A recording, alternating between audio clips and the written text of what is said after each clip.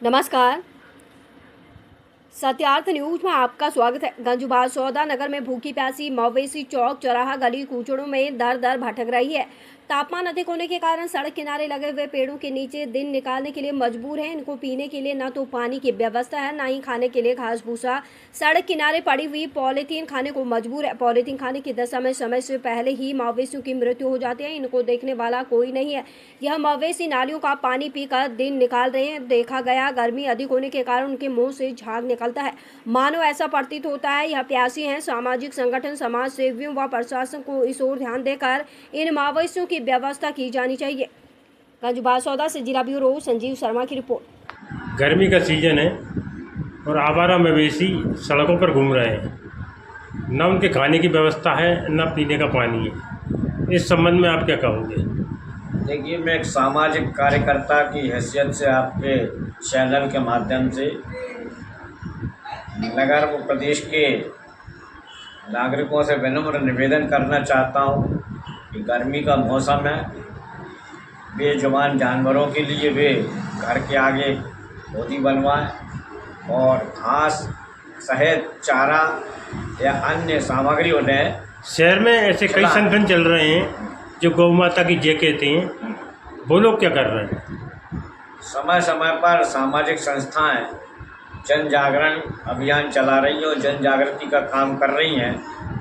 निश्चित रूप से उसके कुछ सार्थक परिणाम भी आए हैं। लोगों ने अपनी स्वेच्छा से होदियाँ बनवा के गौ माता के लिए पानी की भी व्यवस्था की है। वहीं चारा भी अनेक समाज सेवी संस्था सहित अनेक समाज सेवी नागरिक डाल रहे हैं।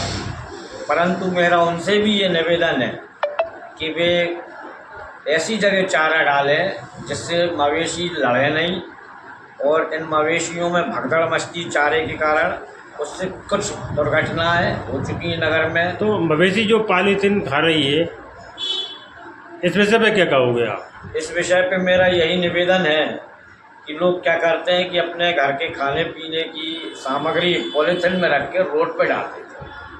गौ माता भूखी घूमती है और उस चक्कर में वो खा जाती है।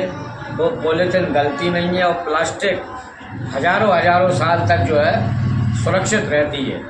तो वो प्लास्टिक गौ माता के पेट में जाकर जम जाती है।